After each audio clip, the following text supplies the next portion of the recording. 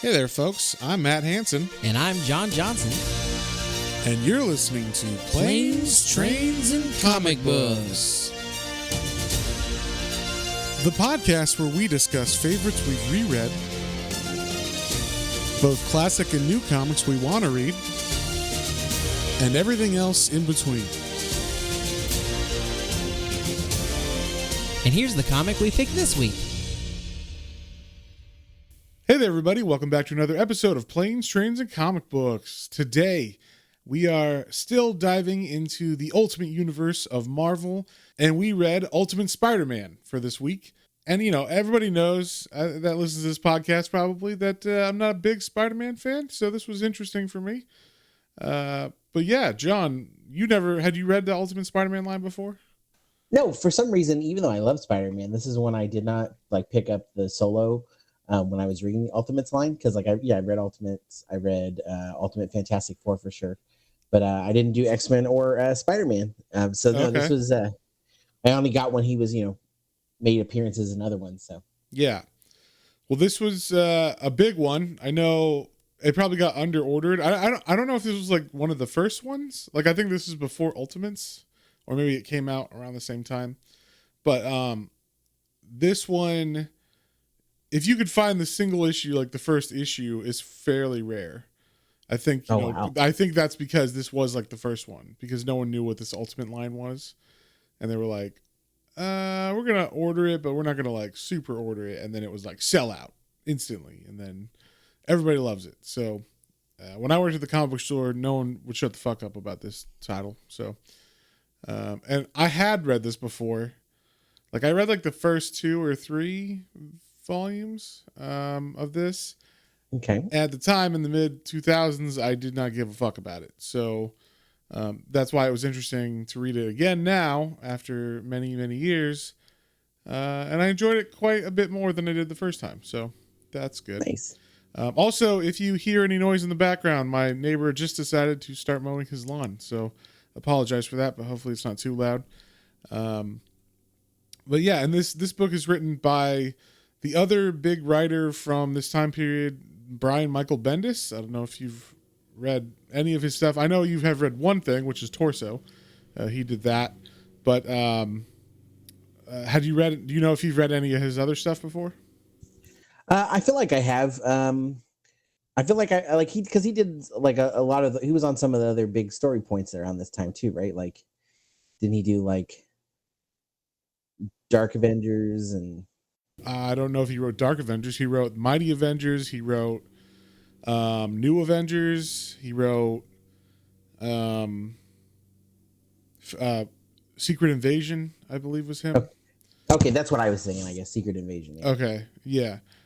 And then, I mean, his biggest thing for me was Daredevil. He wrote the late 90s, 2000s Daredevil after Kevin Smith, which is a really, really good title, at least from what I remember. I haven't read it for 20 years, but I remember liking that one a lot. And for a while there, it was like, he can write anything and I'll read it. One of my favorite things is his indie book, Powers. He did that comic. I don't know if you've read or seen that before. Yeah, I've heard of Powers. I've seen some of the stuff. And I loved that book. That book was fantastic. So he got a little bit into himself. I believe he created Jessica Jones as well. Yeah, I'm pretty sure he created Jessica Jones. Well, that's cool. Yeah, I think she was in, what was the name of that book? It was a Max series he wrote that was her first appearance. So, Alias, that's the name of her title. Yeah, and he was the creator and writer of that book. Because she's Alias Investigations, right? So, yeah, that makes sense. So yeah, and that was like a big Max title. So I liked that book a lot.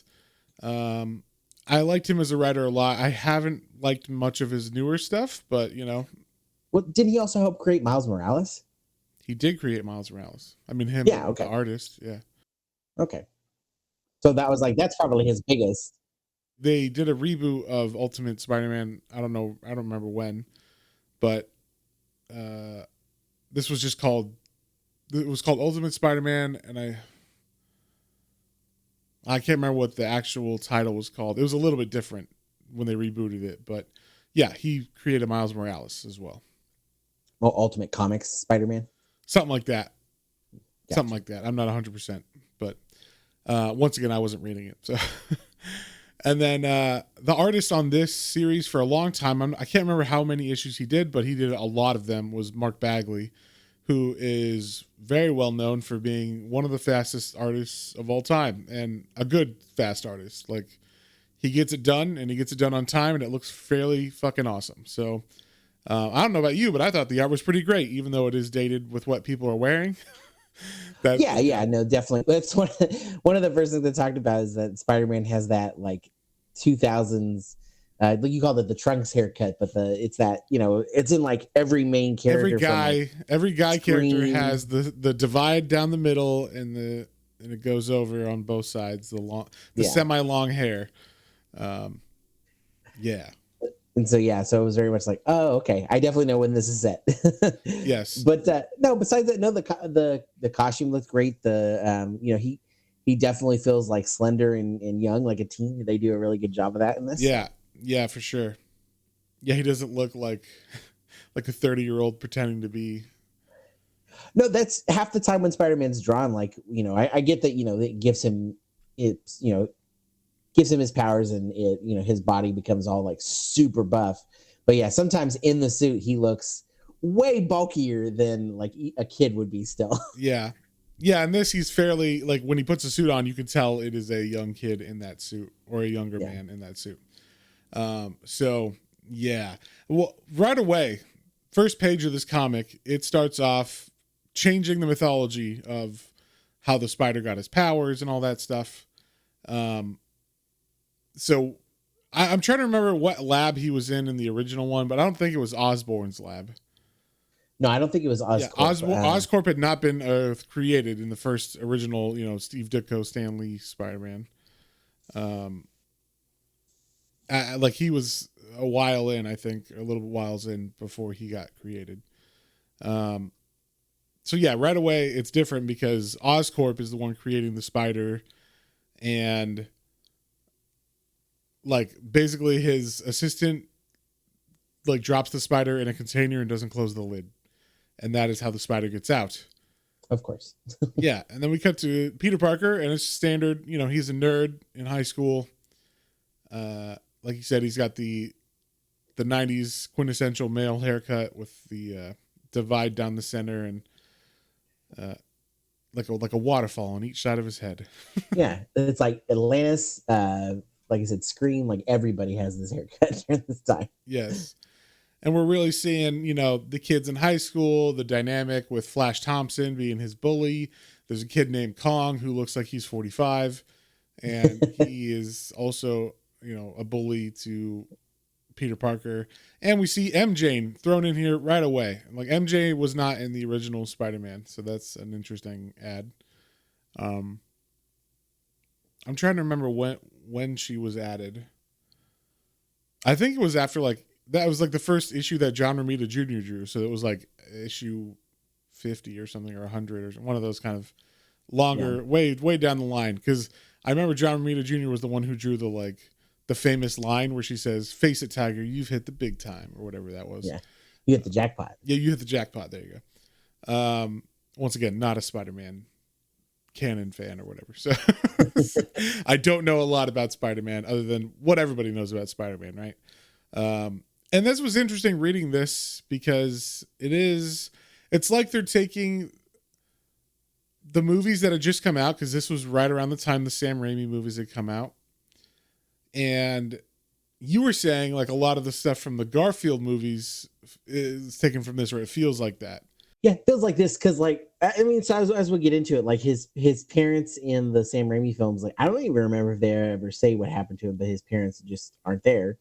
But specifically in this comic and in the Andrew Garfield films, it says his parents died in a like plane crash, and his dad was a scientist. So that's part of like him, like I guess coming from smart folk. And then he also his dad was like developing things, and that's kind of like Peter finishing his work is like those things help him like in his Spider-Man, day-to-day stuff. So. Right.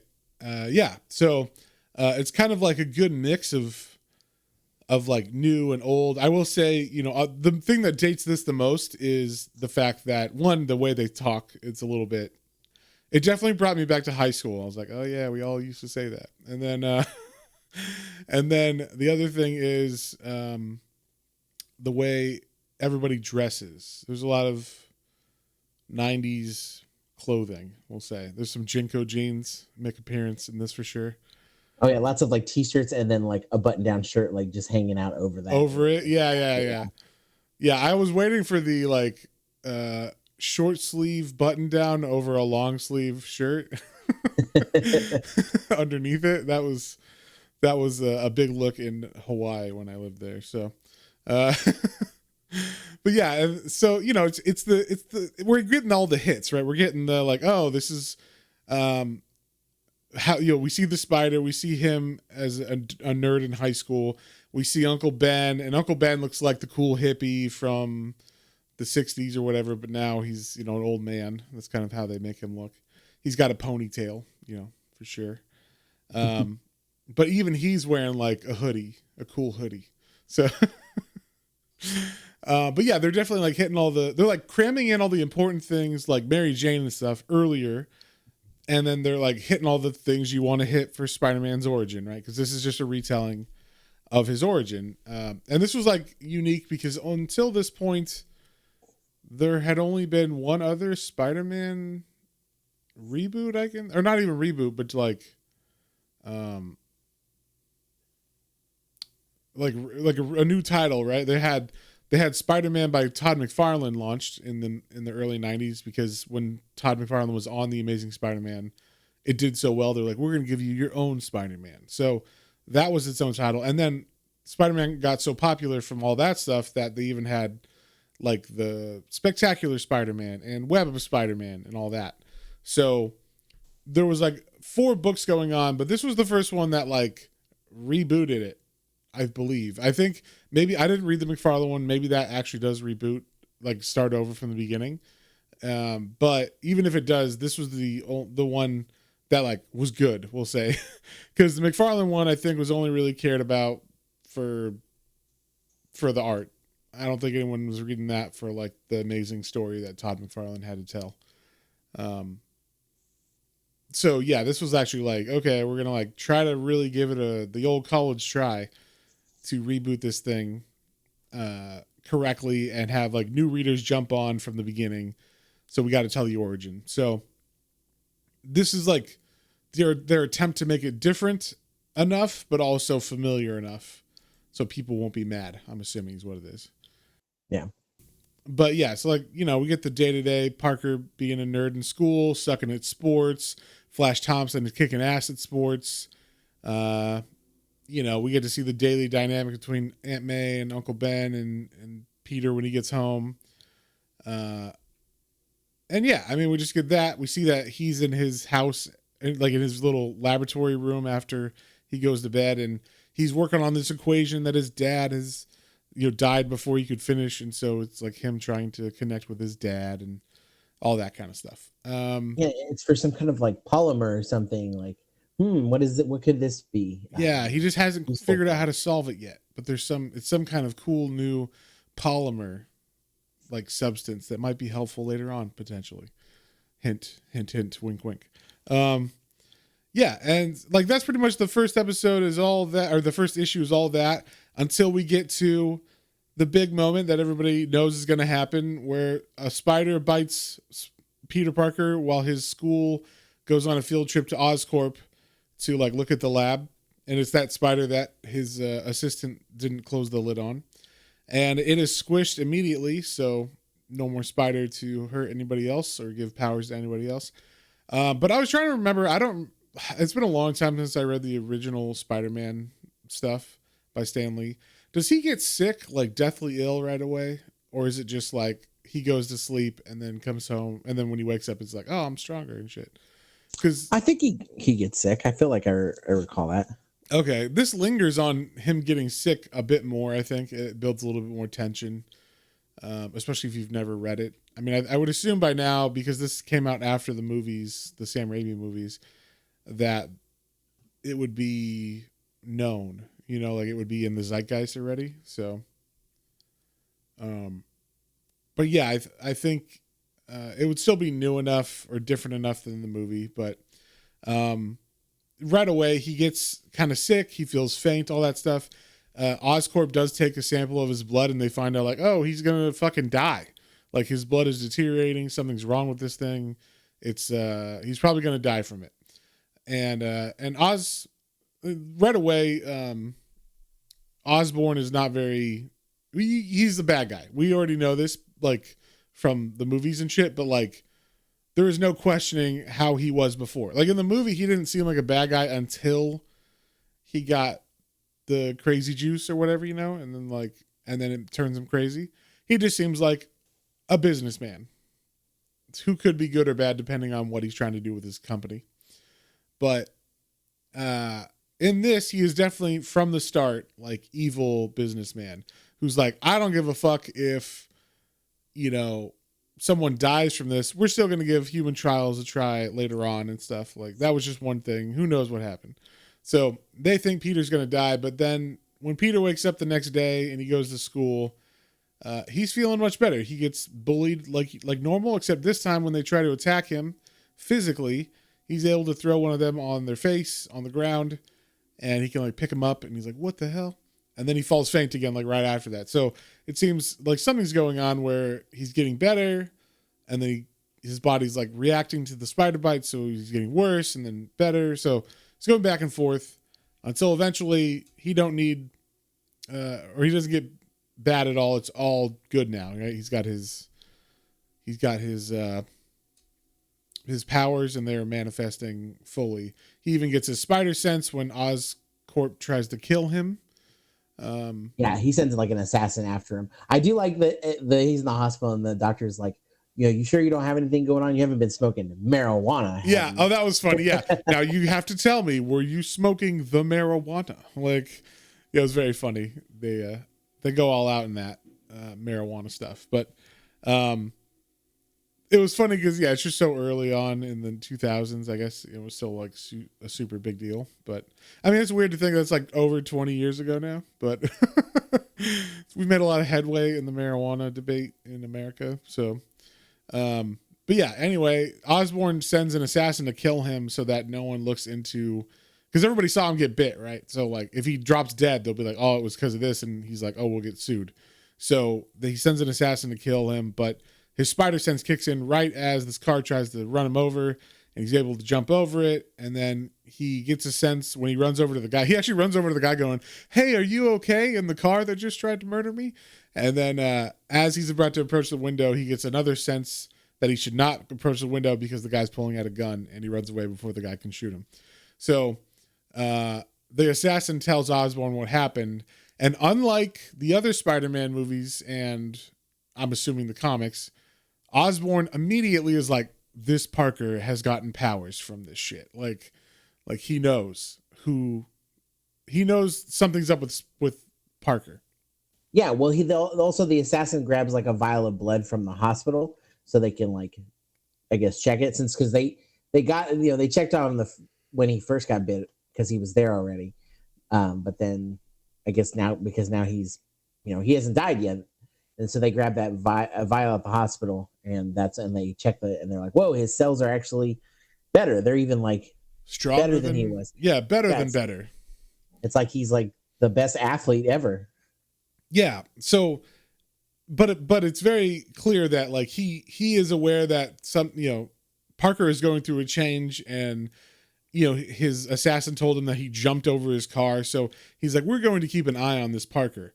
But obviously, later on when Parker becomes Spider-Man, it's pretty apparent. I mean, like, there's no question. Yeah, he knows it's Parker, which is kind of interesting. That's like an interesting dynamic where before it was always like, what if he discovers that Parker is Spider-Man, then Aunt May will be in trouble or whatever. So that's like the twist. One of the twists that they change in this is right away. Green Goblin knows, or Osborn knows, that Peter Parker is at first just a kid with these abilities. It seems his serum has done something, and then as the Spider-Man comes around, he's like, oh, it's that it's Peter, obviously. Mm. So, yeah. And then we also see, Peter Parker he's a teenager, right? He's got hormones and shit. He's freaking out every now and then. We see that maybe his new abilities have given him a bit of an attitude. I don't know if it could be psychological, like, oh, now he's got power and shit, and he's seeing like, I'm not a fucking loser like I thought I was. Or maybe it's actually changing him mentally as well. But he starts arguing with Uncle Ben and Aunt May, very uncharacteristic, because they kind of are like, what the hell? When he's like, I'm leaving. I'm doing whatever I want. Get out of my room. Stay out of my life. You're not my parents. Like that whole thing. But and then it's like he goes up to his room to like lock them out, and it's like reading a science book. All right, he's totally a rebel. But then he goes like, once he's in his room, he's like, hey, he can't sleep. So he tries out his hand sticking to stuff that he's been noticing, and he climbs up the wall for the first time, and he's on the ceiling. So yeah, he's doing the Tobey Maguire finding out his powers thing. Yeah, I mean through the rest of the kind of early issues of this book is just him in school finding out about his powers. Now he's good at basketball. He actually like is getting more aggressive towards Flash Thompson. Like actively, he throws a basketball at Flash Thompson and tries to impress Mary Jane. And then he gets in a fight after that because Flash Thompson's like, meet me at the outside the school at this time at 3:00 or whatever, and we're gonna fight this out. And so Peter doesn't want to fight, he says, but he joins it and he dodges everything. So every time Flash Thompson takes a swing, Peter's just dodging, not throwing punches back. But then he does a thing where he tries to like catch Flash Thompson's hand in his hand, and when Flash Thompson punches his hand, it breaks Flash's hand. So it ends up being a pretty serious injury because it says he broke like a shit ton of bones in his hand and stuff. And it was like $2,500 in medical bills back then, so I assume that was a lot. That's a lot, yeah. And they were going to try to sue, like Flash's family was going to try to sue Uncle Ben and Aunt May if they don't pay up the $2,500. So there's this whole thing, with that. Even like because that word got around from Harry Osborn going home and his friend being like, you should have seen Parker at the fight. His dad is like listening in the background and is like, yes, excellent. Like my plan is coming together. And so, then we see Peter Parker and once again being rebellious to his, Uncle Ben and Aunt May be over this whole fight thing because they're like, how are we gonna, like, we taught you better than that, Peter. Like, you should know better not to fight. And he's like, I wasn't fighting. I was dodging. And this fucking, like, I'm standing up for myself for once. And I can't help it if this idiot broke his hand on my hand. But they don't know he's got powers. So they're like, we taught you better than that, Peter.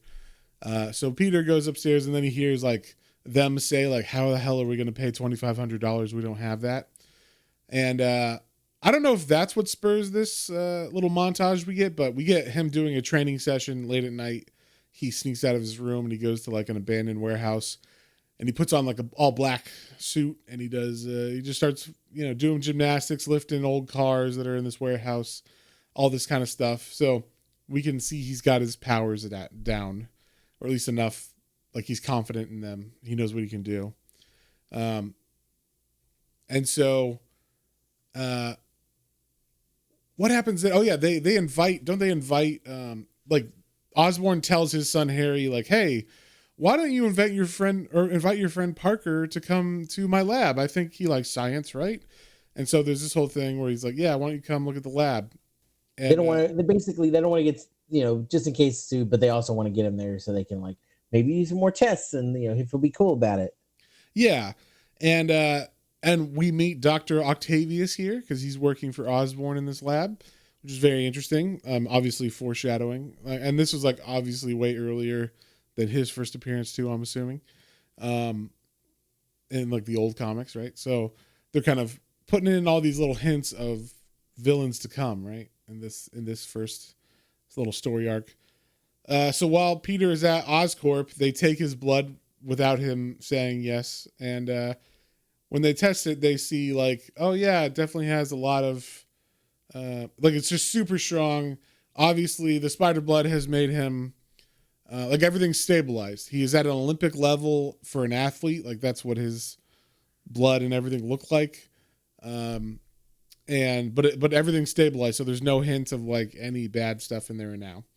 And so this gives Osborn an idea where he's like, wait a second, I think I would be able to like inject myself possibly, but let's see how the accident happened, right? So they review the footage of the spider biting Peter's hand, and he's like, well, that was just with spider blood. Like, what if I put in my own like DNA with this instead of spider DNA and I give it to myself? Wouldn't that just like give me like an awesome version of myself or some shit, like a more muscular?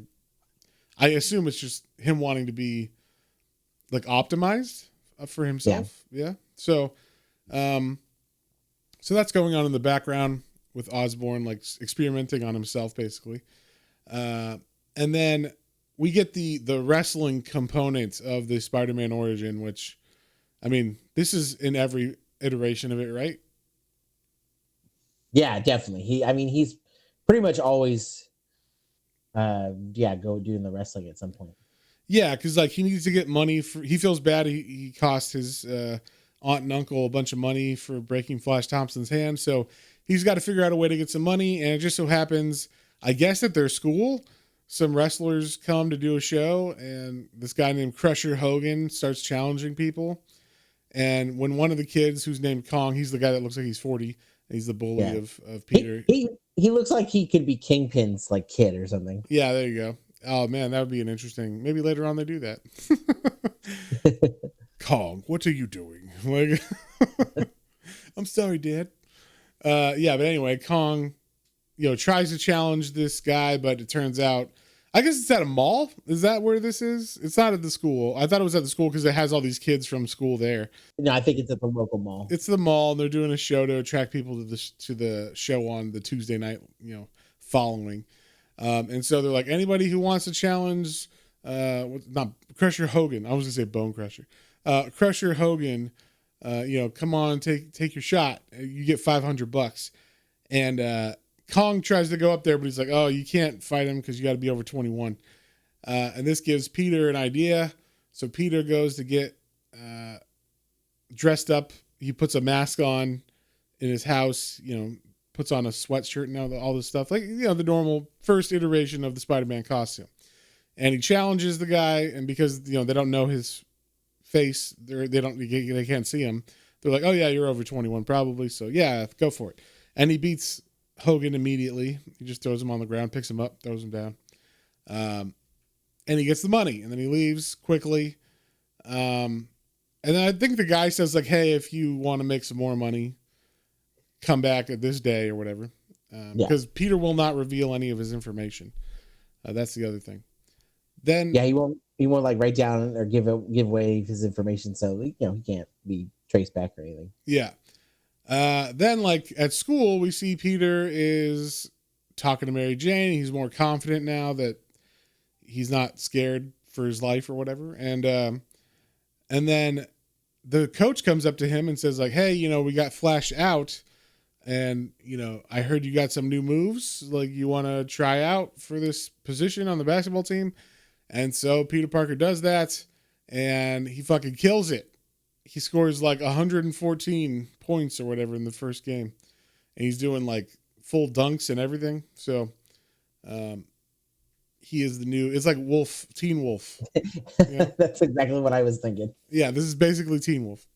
This does a really good job of like showing his like, I'm a nerdy teen, like I get picked on, and then like how his life is changing, going to becoming, not even Spider-Man yet, but like just how the powers are affecting his like day-to-day life. I really like that.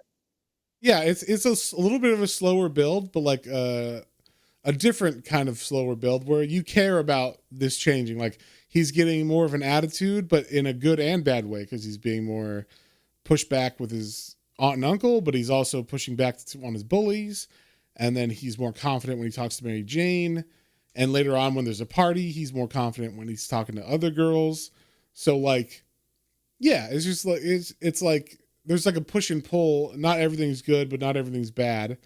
With these newfound powers and this new attitude that he's come out with. So then we see he goes to the next wrestling night and he kicks Crusher's ass again. And he just keeps getting paid more and more. And this is definitely a change from the original. But because his costume looks ridiculous compared to like the other wrestlers, when he gets paid this night, the guy's like, here's a duffel bag.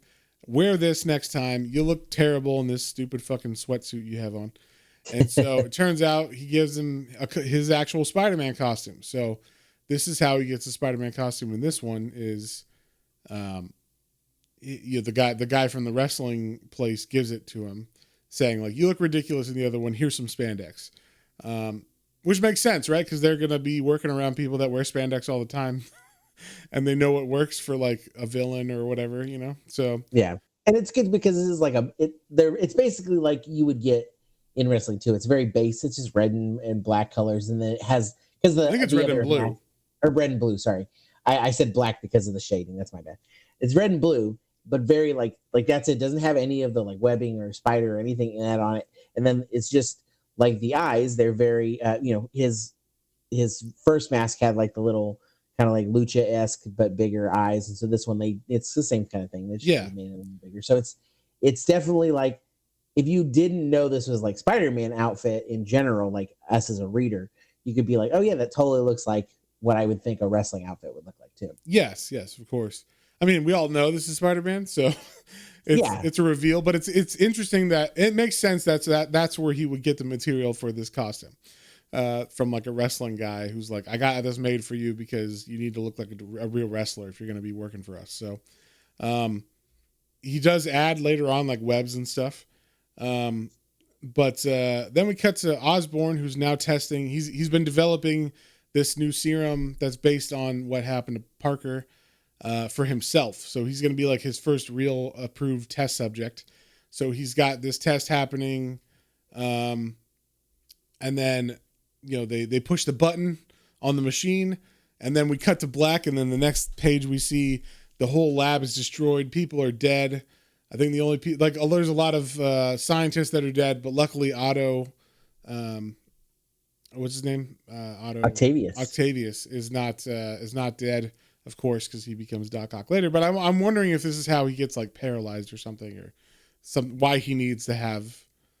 I know he's not paralyzed in the show, but in the comic, but like they could do something like that. Why he needs the arms or some shit, I don't know how they set it up, but they could change it to something where this is what caused that. So it's like it's tying it more closely to Peter's origin and also the other main bad guy, Green Goblin's origin. So also Harry Osborn was close by, but he did not die, so that's good. But Osborn is missing. Norman is gone AWOL. They can't find him in the wreckage. They think maybe he's dead. And of course, this is being reported everywhere that, there was an explosion at Oscorp. What's going to happen? What happened to everybody? So, in the meantime, we see Spider-Man is now in his new costume. He's killing the wrestling game. Everybody likes him. He also comes up with his name, just like in the movie with Bruce Campbell, where he's like, "What's your name?" And he's like, "I don't know." And he's like, "The Spider." And he's like, "The Amazing Spider-Man." So just like that. And that name sucks. Yes. And then we get like a different turn on on what happens in the original comic. So everybody knows or should know that in the original comic, when he goes to get his money on one of these wrestling nights, the guy stiffs him. And then later on, we see a robber come into the room and rob the money that he was supposed to get. Spider-Man was. And so in order to pay back the guy who stiffed him, Peter Parker just lets the robber run by. And he's like, no skin off my back. That guy, got robbed. Fuck him. But that is not what happens in this. When Peter comes out, or after the match, he comes into the office And the guy's like, hey, where's my money? And he's like, what do you mean? And the guy's like, you stole my money. Like, you're the only one who knew it was in here that I don't trust. Everybody else knows, but they're at least guys I've worked with or people I've worked with. So, like, it's got to be you. And he gets surrounded by all the other wrestlers because he's stolen the entire payroll, I'm assuming.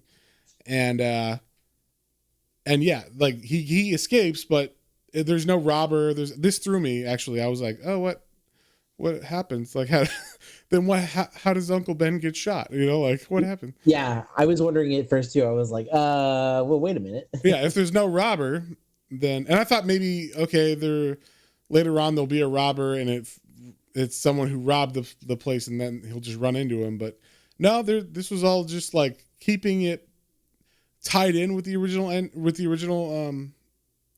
story, but not.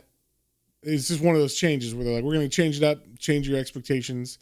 So he runs away, and then as he's fleeing that place, he runs into, like, he changes back into Peter Parker, and then he's walking down the street, and then we see a robbery happen from like some local bodega, and this guy steals the purse, right? Or like just money. I don't know. He robbed the bodega. Is it actually the bodega? Okay. Yeah. I don't know if he took the lady's purse or something too, because he knocks you down. It does look like he might have the purse too. Yeah, but this guy robs the bodega. Peter Parker just lets him go by. And the guy's like, why didn't you just stick your leg out and trip him? And Peter's like, I don't know. Like, I didn't think about it. And I got my own problems, dude. Like, it's not my job to fucking stop everybody from everything. And, of course, the bodega owners are very angry about that. But he does get a good look at this guy. We get to see his face very clearly. He's got a backwards baseball cap, so you know he's trouble. And a little goatee. Yeah, this guy looks like he's 45, maybe, something like that. I don't know. He looks pretty old. But he's on the run. He gets away. Then we see another fight between Peter and Ben because he's getting bad grades when he comes home. His report card was there, so they argue again. And Peter runs out and is like, no, screw you guys. Like, you're not my real dad. Yeah, basically he says that shit. I don't know what my parents would have thought because they're fucking dead. And then he runs away. So he goes through this whole like crisis. And then he's like, I can't stay at my house tonight because I'm so like upset.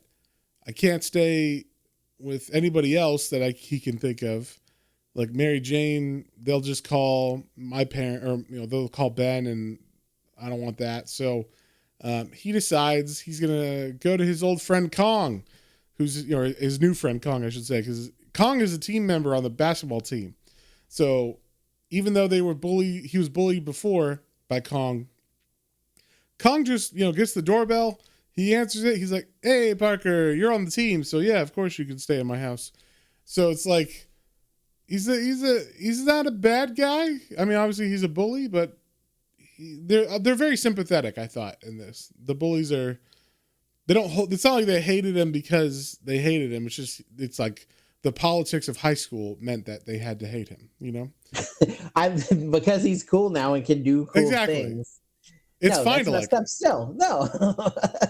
I mean, it's not good. I'm just saying, like, it's not like they're bad people. It's more like this is just what high school is like, and like these are the rules of high school. If you're a nerd, I'm supposed to pick on you, but now you're not a nerd, so we're cool. We're best friends.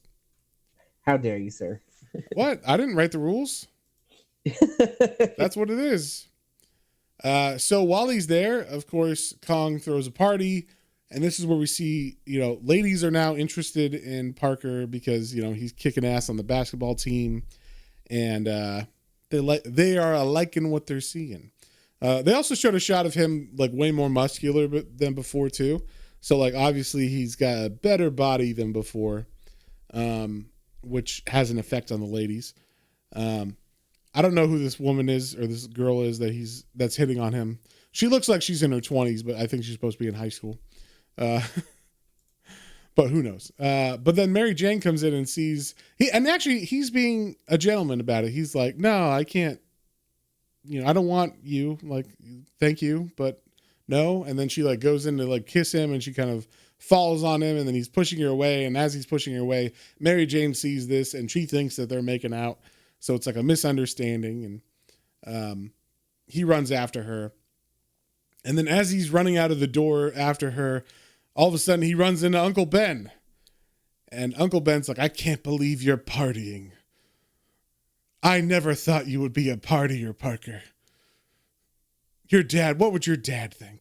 I don't know. He's very like, how dare you? Peter's not even drinking.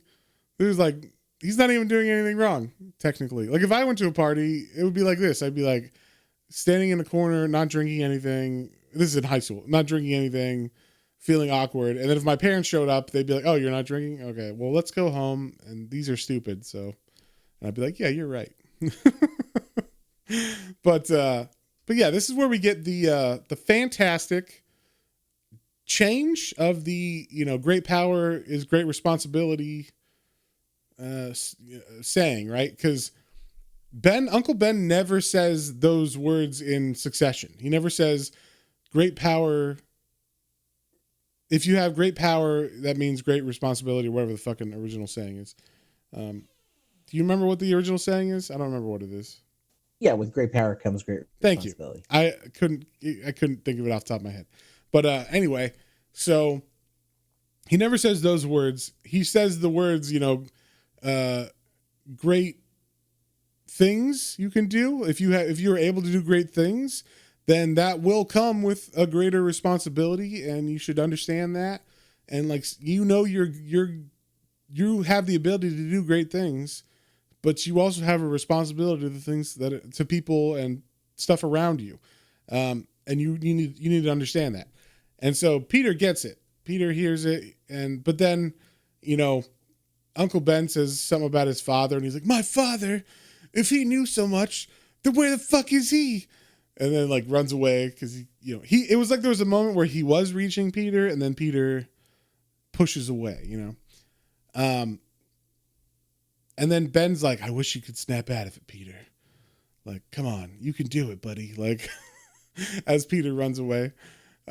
So then in the background of that, we're seeing this creature running around New York City, smashing shit and looking for Parker.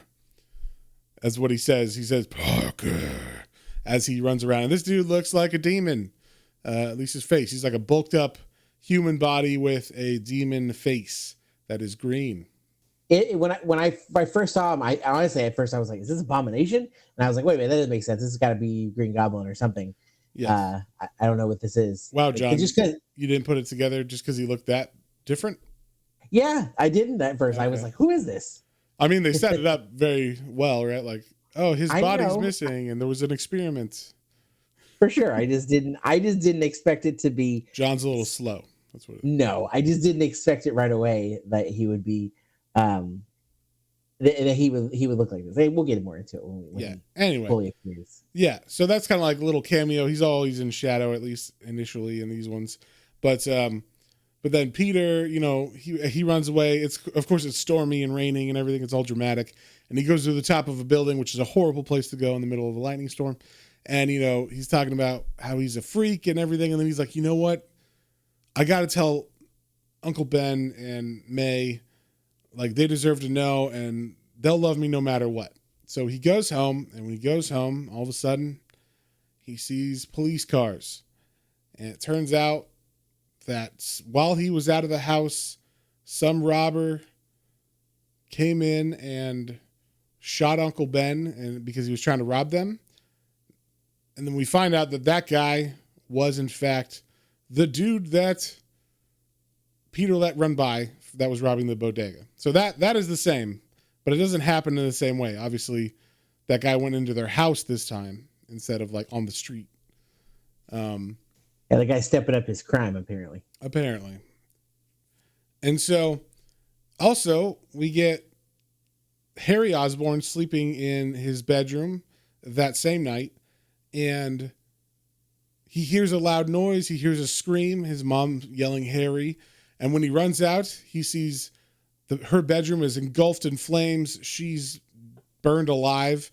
We even see her hand sticking out of the fucking ruins of this house that he runs out of that's collapses under the flames. And so, his mom's dead. And then he sees running out of that, or he sees outside of the house is the Green Goblin, or this demon fellow that can apparently generate actual fire out of his hands. It's not like bombs or whatever. It is like some sort of power that he's manifested.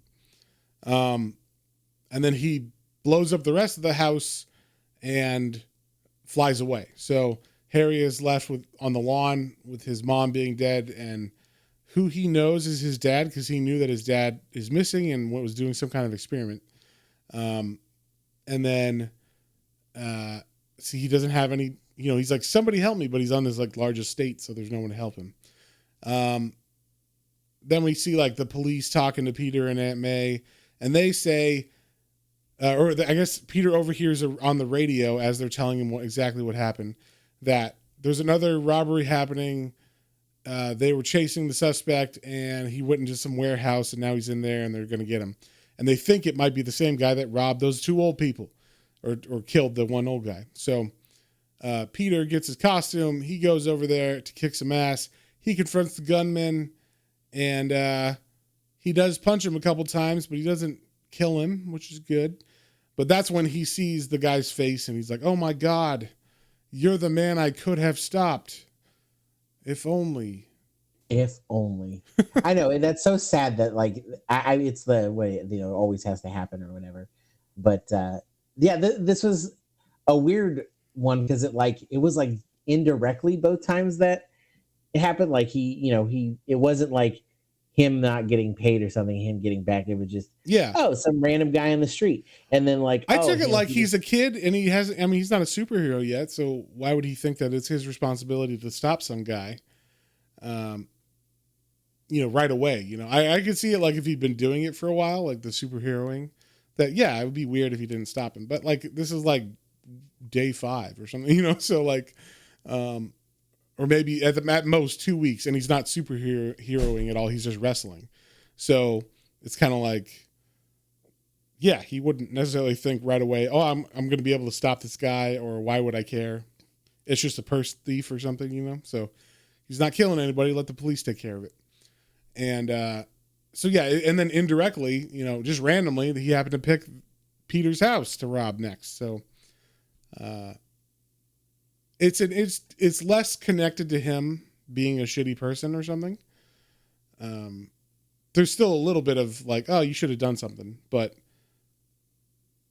it's not the same as him being like, well, sucks to be you, wrestler guy. For stiffing me, you get to get robbed. Fuck you. Like, it's less of that, which I thought was a good call. No, I agree too. I think again, it was like, oh wow, like that was different. So yeah. And then so the police are outside of this warehouse, and Peter doesn't even think about killing him or anything, which is good for him. But he throws the guy out the window tied up, and now the police see him, and then the police actually see Spider-Man leave the window, and they're like, what the hell is that? And so this is first time help, I guess, fighting crime, being with the police, or like, leaving bad guys for the police. And then, he remembers, he remembers the, with great power comes great responsibility talk that he had with Uncle Ben earlier. And he's the one who thinks with great power comes great responsibility. He's the one who says those words in succession, like in his mind. And so he decides to start helping people around the city. He's, helping ladies getting mugged and people dying in a fire. He pulls them out of it and things like that. So, he's their friendly neighborhood Spider-Man now. And I thought this was actually a really compelling scene. The next scene that happens where Peter's walking home. It's still like the same week that everything happened with Uncle Ben. And she's like, oh my God, how are you doing? Or Mary Jane sees him and says, oh my God, how are you doing? I came by to say hi. And he's like, oh my God, like, I don't know. I don't know how I feel at the moment. And then he just like falls at her feet and starts crying. I was like, oh, that's a really good, like, emotional beat in the comic. Yeah. And then we get the introduction of J. Jonah Jameson. Now that Spider-Man has been doing stuff around town, helping people. J. Jonah Jameson, of course, is the head publisher or whatever? Yeah, he's the chief, yeah. whatever the What fuck is they that? call him, Oh, why can't I think about what that's called? the chief news guy, whatever the hell. Yeah. The publisher, I guess. I don't know. He's the head guy of the Daily Bugle, and he's like, he's showing that all the other newspapers are writing about the Spider-Man fellow, and the Daily Bugle dropped the ball because they wrote about the Osborne house burning. So, and he's like, we need to focus on this Spider-Man guy. I want to know everything about him. So this is the beginning of that. And then at the same time, we see Parker. I don't know. I was wondering, did you think that this was because of the bite as well? But Parker solves the equation that he's been working on from his dad with the like chemical makeup of this polymer stuff. And that is what his web shooters shoot out, this weird polymer that his dad invented. Did you think that was because he got smarter from getting bit? I don't know. That's one of those things. Like Peter's always kind of been a brainiac, right? And like he was working on this, Right, but he was stuck for so long, and then Yeah. magically he gets bit by a spider, and like a week later he's like, I figured it out. I mean, I would assume so. I mean, assume that it's, helps him with his brain power as well as his physical power. Yeah. And they do make a big deal about this stuff. They're like, like he shoots it at the ceiling and he's like, look, it sticks like super glue on the end of it, but the sides are like just tacky so I can climb it and get a good grip. Like they make sure to explain exactly how these webs work, which I thought was kind of funny. Like, do you really need to go into that much detail about it? Like, we get it. They're sticky webs. We're just going to go with it. Like, it was never a problem in the original Spider-Man stuff. We never needed to understand exactly how they worked. No, we need to explain it. Yeah. So I just thought that was interesting. So he solved this problem, which, there's like probably the last thing, right? That's the last thing he needed to really become Spider-Man is his web shooters. Yeah, pretty much. He's got his costume and now he's got the web shooters. And I think he even adds the design to his costume the next time we see it. So, so he goes, he's figured that out. He goes back to school now. It's been a little while between Uncle Ben's death. So people at school are like, oh my God, you're back. Are you okay?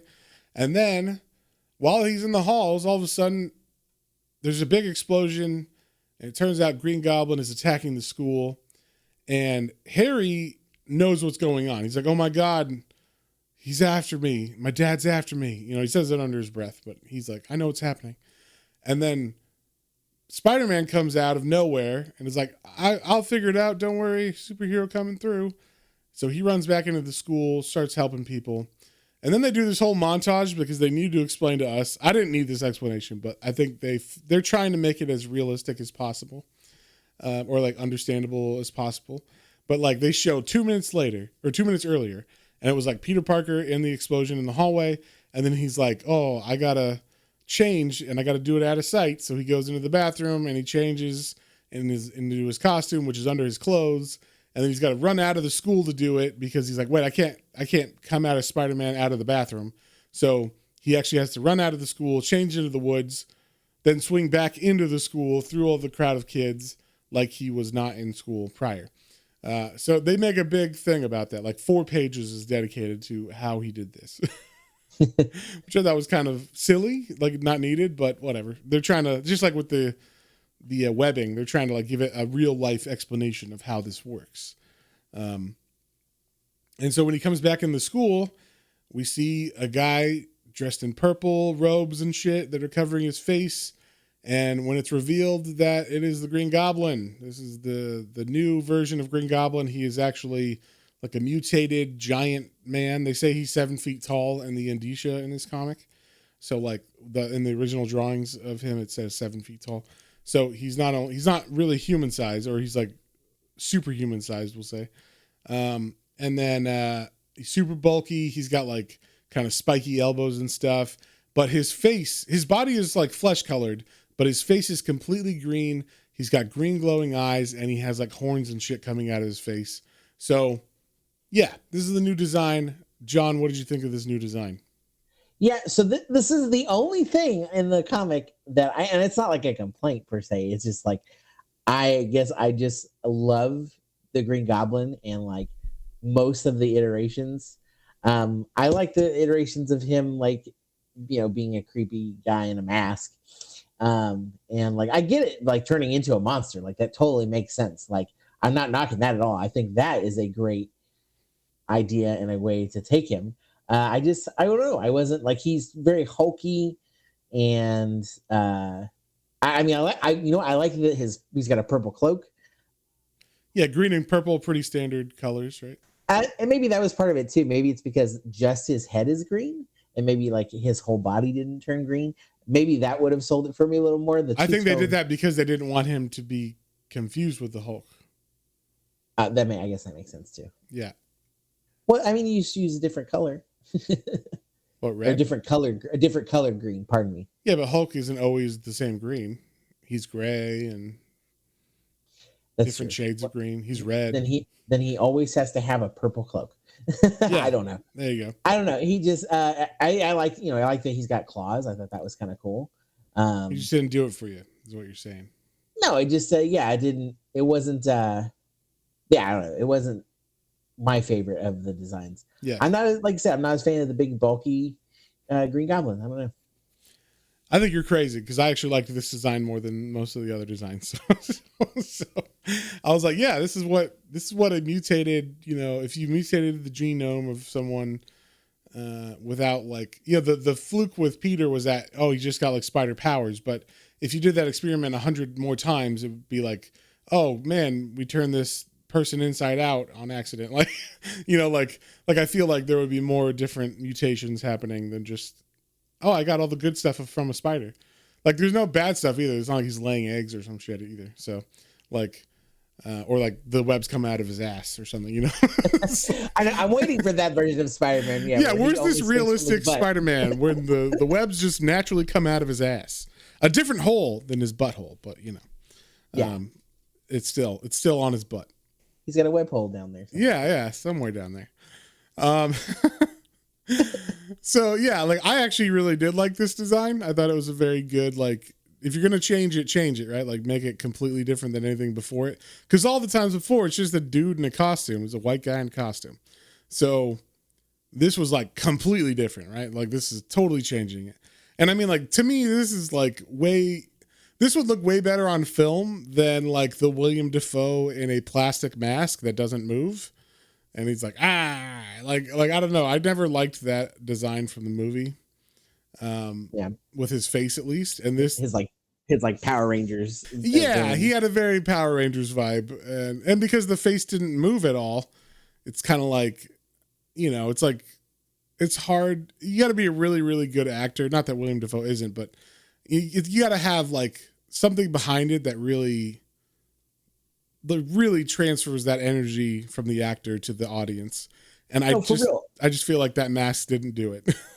I'll agree with that. And I think his voice and then him not having the mask later that really makes it. Yes.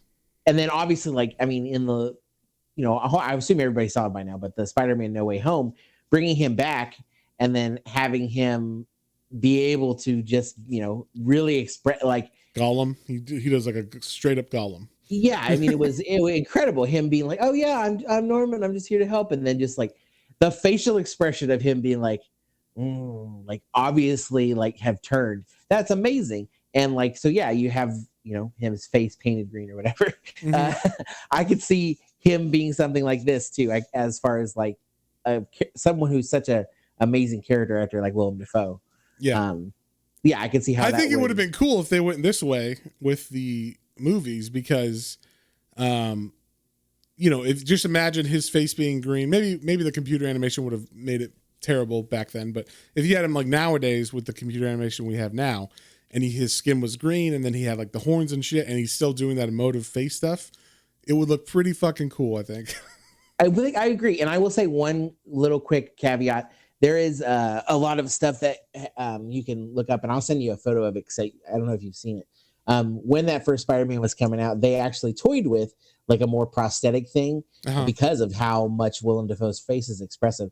And in some of the behind the scenes where they have it like on animatronic to show like how it would move and stuff, it looked really freaking cool. And I don't know why they didn't do it. I don't know. It probably was a filming issue. Like if we do this, it's kind of like the Jaws shark or something, I would think. Like it's going to work okay, but like it needs to work seamlessly 100% of the time, and maybe they couldn't get it to work 100% of the time because there's a lot of day shots just straight on him, right? Like he needs to be able to move that thing all the time perfectly. So, yeah, but I could see that though, and it could be budget too. But those movies, I guess the first one probably didn't have the biggest budget. The second one did, obviously, because the first one made all the money. So, yeah. So while Peter's fighting Green Goblin, he's holding his own. Like neither of them are fighters, right? They just have strength and stuff, so they're fighting each other like they know how to, or the best they could do. But Green Goblin is saying like Parker, like he knows without a doubt that this Spider-Man is Peter Parker. And Peter Parker's like, how the fuck do you know my name? Because Parker doesn't know who this is. I mean, he barely heard over the radio and TV that, something happened to Harry. And that was like the only thing he heard about it. Nothing about like what happened to the dad or, that he could put, nothing that would make him put those pieces together. So, yeah. So yeah. And this is where we see the web shooters come into play in this fight. Like he does his first like big web thing where he makes like basically a trampoline out of the webs as he gets thrown, and he makes a trampoline and then he's able to bounce back up and, fun stuff for Spider-Man. And he also starts his quipping. We get the Spider-Man quip. So it's like with his newfound cool personality and like confidence, he gets more quippy. He was never quippy in the earlier issues though. Or if he did, it was like, it was a little bit under his breath. There was never like full quips. Yeah, no, I agree. I think it was under his breath. He said something a couple times when he's wrestling, and he said something the first time that the when he's wrestling is different because he's got his powers. I'm talking about like before he gets his powers, or maybe right as he gets them, he's not quippy at all. Then when he starts wrestling, he starts having fun with it. He's getting more confidence. He gets a little bit quippy. Then now he's full powered. He's confident in himself, and he is quipping like a motherfucker. So yeah, that's like the whole thing that happened. There's just a big fight. This last issue was just a big fight between Green Goblin and Peter Parker, and the police show up, and they don't know who's bad or good, and they're trying to,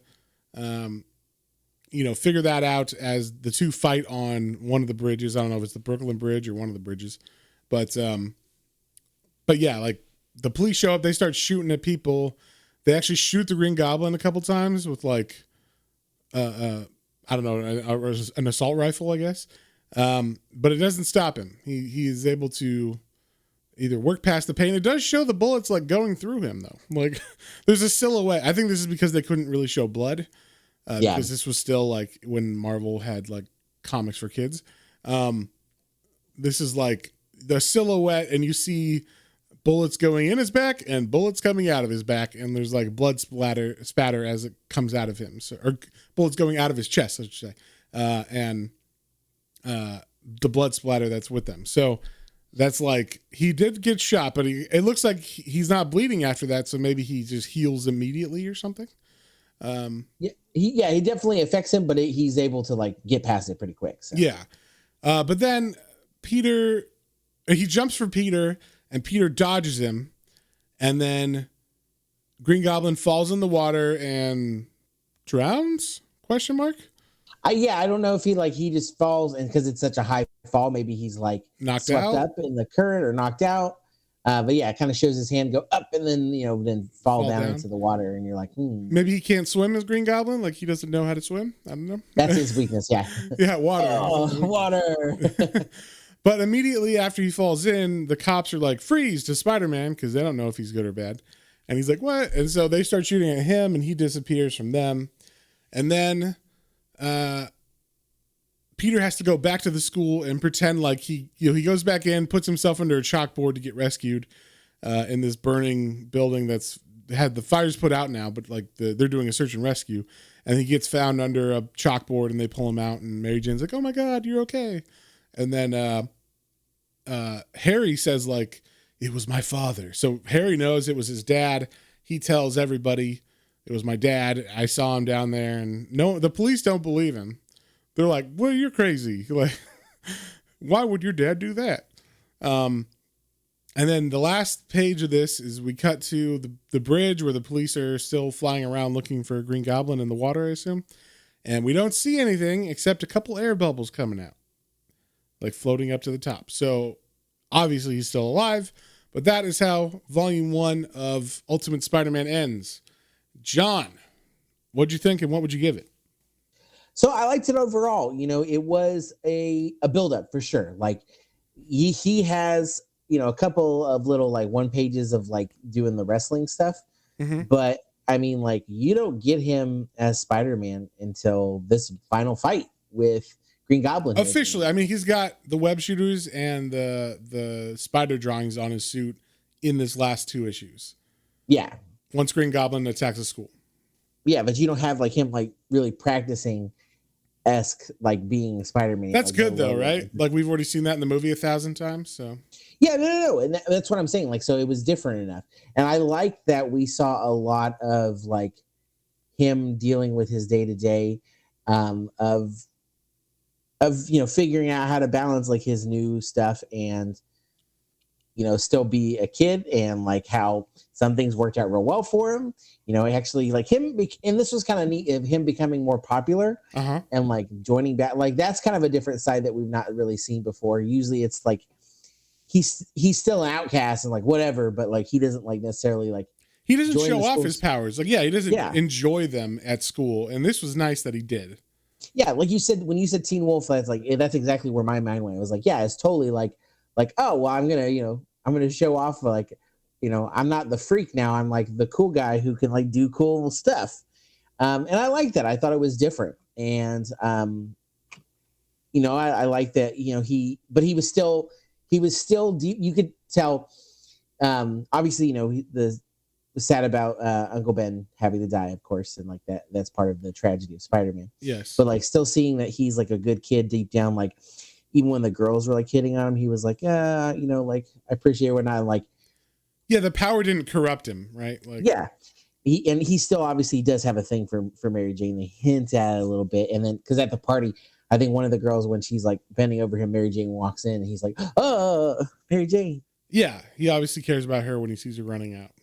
Yeah, so like I don't know, they did a good job, I think, of really balancing like and showing that kind of like duality of him having to live like that, which we get a lot for a lot of characters like Batman. But I think they did a really good job in this with Spider-Man. So I really enjoyed it. The art was fantastic. The only thing in the art that I did not like was I wasn't, like I said, or not that I didn't like it, I just wasn't a huge fan of this interpretation of Green Goblin overall. I liked some of it, and some of the panels were cool. Like because there was one that totally looked like when it was a close up on his face, it just looked like some of the classic panels. Yeah. Or even the Green Goblin face on the what is the Stephen King truck? Maximum Overdrive. Yeah. I was trying to remember what that was. Yes. So, but yeah, so like there are parts of it that were cool. But yeah, I don't know. It like I get it was different take, and I like that. I would definitely like to see where it goes. But like I wasn't sold on the design like out of the box on this one. Right. But overall, I enjoyed it enough. Like I wouldn't be like, fuck this Spider-Man. Like I enjoyed it still. Mm-hmm. So I would say overall, I would give this one a 7. Okay. Well, John, you're going to be very shocked because I liked this book a lot. I'm actually more shocked than you are probably, because I was reading it. I'm like, I am fully like smile on my face, enjoying the Spider-Man book. And that is so weird to me. Because most of the time I don't care about the character. I don't know. Something about him just doesn't connect with me. But the way they wrote him in this did. The way Brian Michael Bendis was able to make him like likable with his powers. And like you said, he gets to actually have fun as a kid with these powers, in high school, like you said, Teen Wolf style.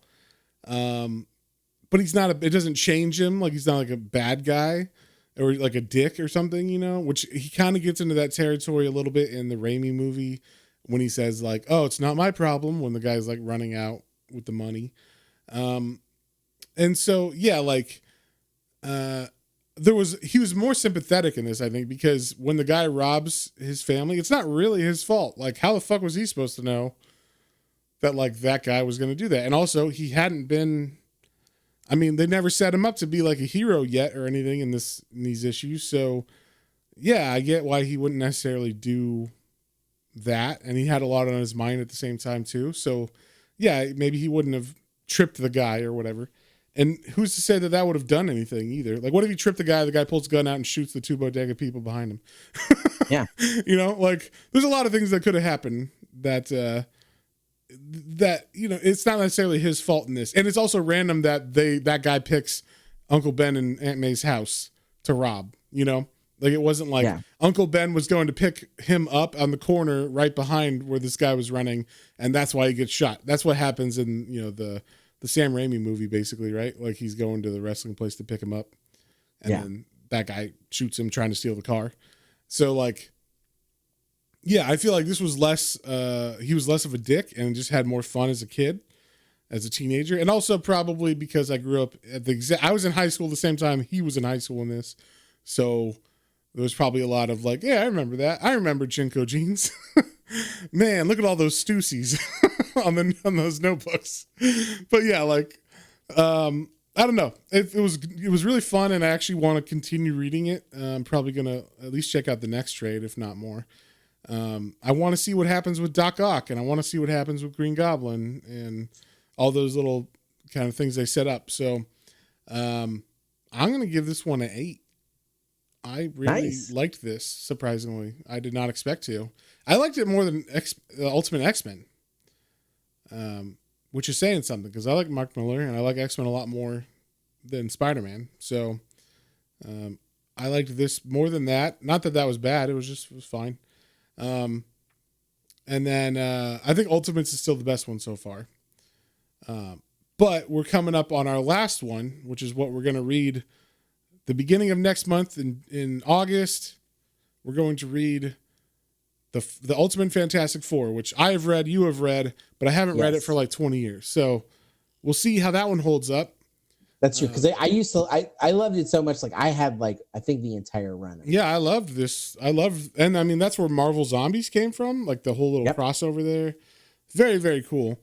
I liked the run a lot. That one's written by Warren Ellis too, so it has a bit of a different feel than Bendis or Mark Miller.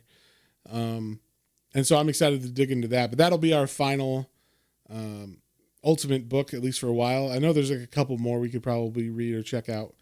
But these were like the 4 big ones that were the main headliners of that whole thing, of that whole line. So, yeah, we're gonna read that, and then for our patron voted second episode of this month, we are doing something because John always wants to have themes for for our stuff. Shut up. And you know, July is a very special month. Always, it is Shark Week month or Shark Month. I don't know what the fuck they call it, but it's the month that Shark Week is in. That's what it is. So, like last year where we did Hookjaw. Was it last year or the year before? I don't know. One of these years we did Hookjaw, which was a shark comic from Britain.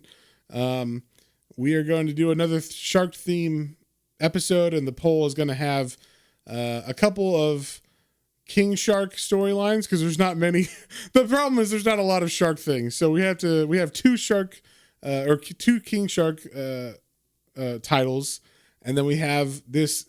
This is a European title called Cathargo, which I've never read, or I read the first volume a while ago, but it's European, so it's a lot slower than American comics, a little bit different style.